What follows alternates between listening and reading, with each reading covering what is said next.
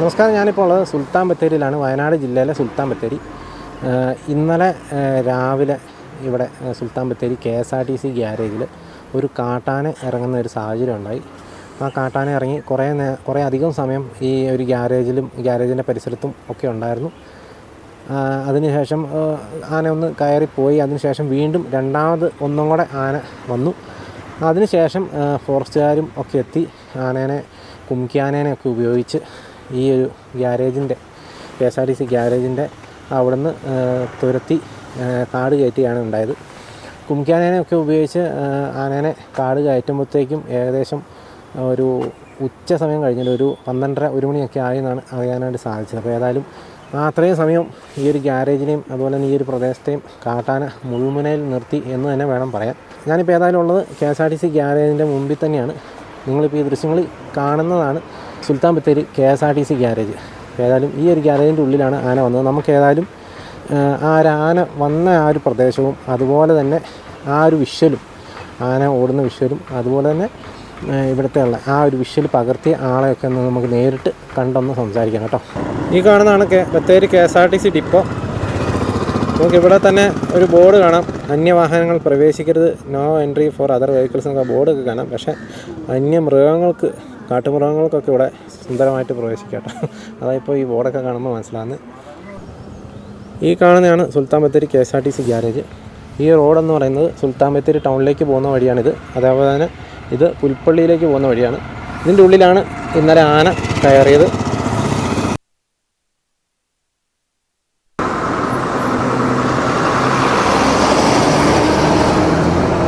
നമ്മളിപ്പോൾ ഉള്ളത് ഗ്യാരേജിൻ്റെ ഒരു സൈഡിലാട്ടോ. നമ്മളിപ്പോൾ ഈ കാണുന്ന ഈ ഒരു സൈഡിൽ കൂടെയാണ് നമ്മളിപ്പോൾ ആ വിഷ്വലി കണ്ട ആ ഒരു സ്ഥലം. ഇതാണ് ആന ഇതിലെയാണ് ഓടി ഈ ഒരു ഭാഗത്തേക്ക് പോയത്. നമുക്ക് അവിടെ കാണാം കേട്ടോ.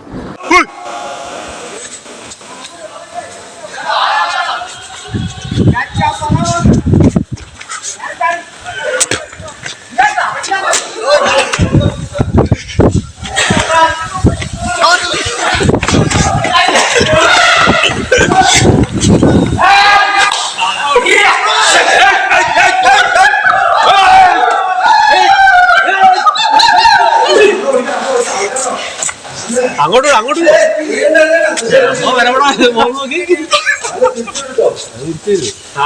കാട്ടുകെടുക്കാൻ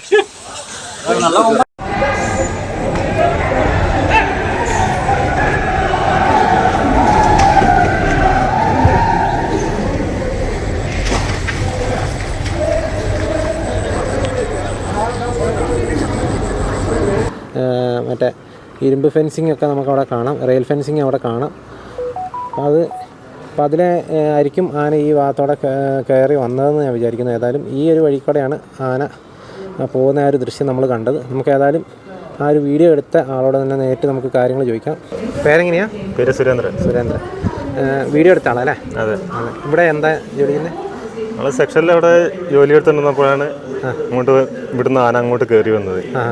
അങ്ങനെ നേരെ വന്നിട്ട് അവിടെ വാഷിംഗ് ഡ്രൈൻ്റെ അപ്പുറത്ത് പോയി അവിടുന്ന് നേരെ റിട്ടേൺ പിന്നെയും ഒരു വലിയ അലർച്ചയോടെ ഇങ്ങോട്ട് തന്നെ തിരിച്ച് ഓടി വരികയായിരുന്നു ചെയ്ത്. അപ്പോൾ ഇത് നേരെ ഇങ്ങോട്ട് ഉള്ളിലേക്ക് കയറി വരുമായിരുന്നു അല്ലേ?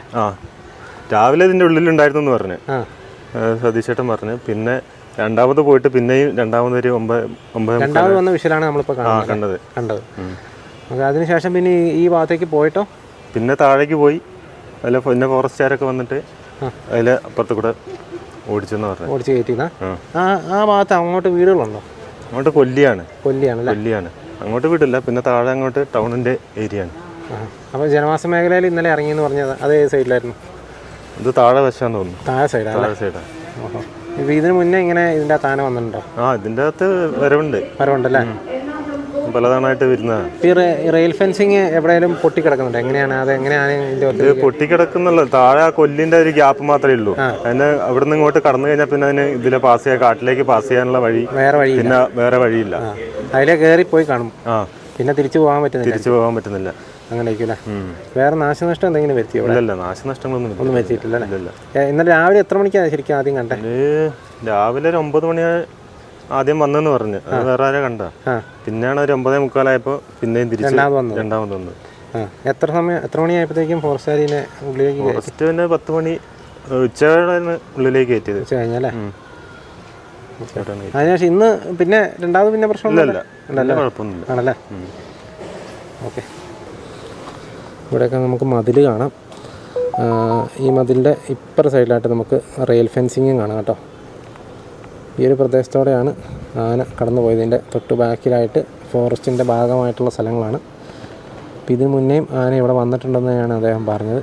അപ്പോൾ ഏതായാലും ഇതാണ് നമ്മളിന്ന് ഇവിടെ വന്ന് കണ്ട ഒരു കാഴ്ച കേട്ടോ. ഇവിടെ നമ്മളിപ്പോൾ കണ്ട ആ ഒരു ദൃശ്യങ്ങൾക്ക് ശേഷം കാട്ടാനേനെ ഇവിടുന്ന് ഓടിക്കുന്ന ഒരു സാഹചര്യം ഉണ്ടായി. ഓടിച്ചതിന് ശേഷം ആന 2 പ്രാവശ്യം അവിടെ നിന്ന് പോയി വന്നും ഇരുന്നെന്ന് പറഞ്ഞു. രണ്ടാമത്തെ പ്രാവശ്യമുള്ള വിഷ്വൽസാണ് നമ്മളിപ്പോൾ ഈ കാണുന്നത്. രാവിലെ ആദ്യത്തെ പ്രാവശ്യം കണ്ടത് ഒരു 9 മണി ആയപ്പോഴാണ്. അതിനുശേഷം ഒരു 10 മണിയോട് കൂടിയാണ് രണ്ടാമത്തെ പ്രാവശ്യം കണ്ടതും. ഏതായാലും 12:30 1 മണിയോടുകൂടിയാണ് ആനേനെ ഇവിടുന്ന് കാട്ടിലേക്ക് തുരത്താനായത്. 2 കുംകിയാനകളുടെ സഹായത്തോടു കൂടിയായിരുന്നു ഫോറസ്റ്റുകാരുടെ ആ ഒരു ദൗത്യം. അതിൻ്റെ ദൃശ്യങ്ങളാണ് നിങ്ങളിപ്പോൾ ഈ കണ്ടുകൊണ്ടിരിക്കുന്നത്.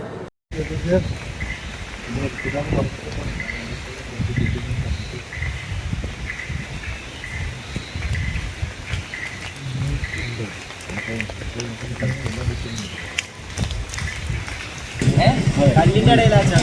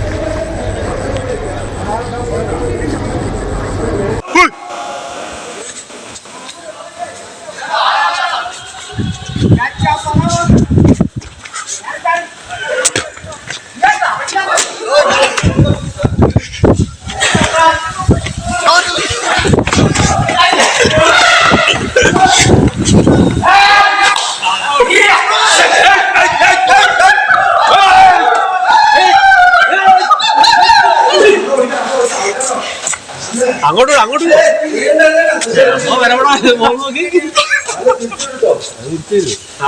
കാട്ടുകടക്കാൻ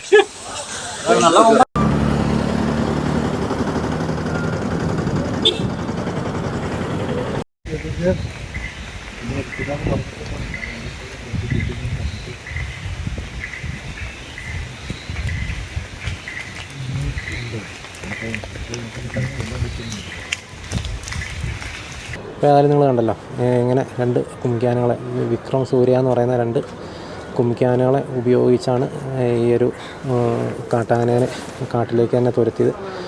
ഈ റെയിൽ ഫെൻസിങ് നമ്മൾ ഈ തൊട്ടുപുറകിൽ കാണുന്ന ഈ റെയിൽ ഫെൻസിങ്ങിൻ്റെ ഒരു ഭാഗം, ഒരു ഓപ്പണിംഗ് ഉള്ളൊരു ഭാഗമുണ്ട്. ആ ഒരു ഭാഗത്തോടെയാണ് ഇത് ഉള്ളിലേക്ക് പ്രവേശിച്ചത്. ഉള്ളിലേക്ക് പ്രവേശിച്ചിട്ട് അതിന് പിന്നെ തിരിച്ചിറങ്ങി പോകാൻ പറ്റാത്തൊരു സാഹചര്യം ഉണ്ടായിരുന്നു. ഏതായാലും അതിന് ശേഷം ആനേനെ ഫോറസ്റ്റുകാർ ഇവിടുന്ന് കൃത്യമായിട്ട് ഈ കുംകിയാനകളുടെ സഹായത്തോടുകൂടി ഏറെ നേരത്തെ ശ്രമത്തിന് ഒടുവിൽ കാട് കയറ്റിയായിരുന്നു. ഇതേപോലെ ഈ ഒരു ഗ്യാരേജ് ഇതിന് മുന്നേയും കാട്ടാന പ്രവേശിച്ചും, അല്ലെങ്കിൽ കാട്ടാന ഇതിൻ്റെ ഉള്ളിൽ, കോമ്പൗണ്ടിൻ്റെ ഉള്ളിലൊക്കെ കയറി ഇതിന് മുന്നേയും ഇതുപോലത്തെ ന്യൂസുകൾ നമ്മൾ ഇഷ്ടംപോലെ കണ്ടിട്ടുണ്ട്. ഏതായാലും ഈ വർഷത്തെ ഈ ആദ്യത്തെ ഒരു സംഭവമാണിത്.